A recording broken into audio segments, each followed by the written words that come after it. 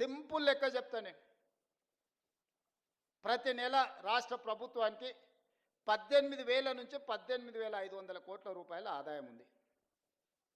ప్రతి నెల రాష్ట్ర ప్రభుత్వానికి 18,000 నుంచి 18,500 కోట్ల రూపాయల ఆదాయం ఉంది. ఓ నెల 200 ఎక్కువ 200 తక్కువ, ఇది ప్రతి నెల ఆదాయం.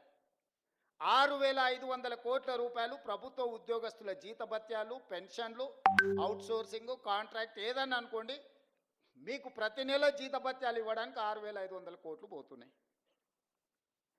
ఇంకొక 6,500 కోట్లు అయ్యగారు చేసిన అప్పులకు తప్పులకు ప్రతి నెల 10 తారీఖు లోపల కట్టాల్సి వస్తుంది.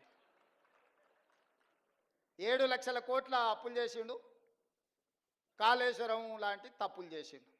ఈ రెండింటి కలిపి, అప్పులకు తప్పులకు కలిపి, ఇష్టం ఉన్నా లేకపోయినా, నాకు నచ్చినా నచ్చకపోయినా ఆయన నాకు ఇచ్చిన నజరానా ఏందయ్యా అంటే ప్రతి నెల 6,500 కోట్ల రూపాయలు నేను అప్పులోకి కట్టాల్సిందే. నేను ఒక పూట ఉపాసం పండినా బ్యాంకులో, రిజర్వ్ బ్యాంకులో పడంగానే వాళ్ళే గుంజుకుంటారు, నన్ను అడగను కూడా అడగరు. ఇది ఒక డబ్బా నా ఆదాయం.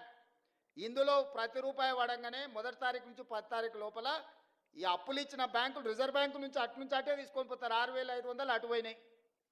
మీరు మా బంధువులు, ఆత్మబంధువులు కాబట్టి 6,500 కోట్లు మీ ఉద్యోగస్తులకు ఇస్తున్నా. 13,000 కోట్ల రూపాయలు అయిపోయినాయి. ఇక నా దగ్గర ఎంత మిగిలిందా అంటే 5,000 నుంచి 5,500 కోట్లు. ఇక నేను మిమ్మల్ని అడుగుతున్నా, ఈ 5,000 నుంచి 5,500 కోట్లల్లో షాదీ ముబారక్, కళ్యాణ లక్ష్మి, పెన్షను, రైతు రుణమాఫీ, రైతు భరోసా, ఇట్లా 25-30 ప్రభుత్వ సంక్షేమ పథకాలు ఉన్నాయి.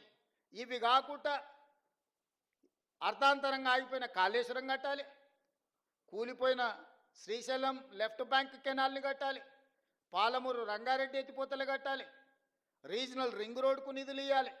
ఈ రాష్ట్రంలో ఏం అభివృద్ధి చేయాలన్నా కూడా ఇందులో నుంచే తీయాలి. ఇక నాకున్న వెసులుబాటు 5,000 నుంచి 5,500 కోట్లు. నేను ఇచ్చిన గ్యారంటీలు కానీ, అంతకుముందు నుంచి వచ్చిన వారసత్వం కానీ,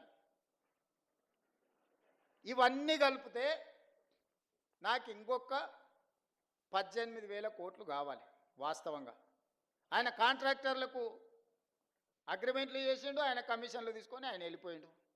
ఇవాళ వాళ్ళ పేమెంట్లు నేను వచ్చి కూర్చున్నప్పటికీ 42,000 పేమెంట్లు బకాయిలు పెట్టిపోయిండు ఈ కాంట్రాక్టర్లకి. ఇక విద్యుత్ శాఖ ఇవన్నీ మళ్ళీ పక్కన పెట్టాలి.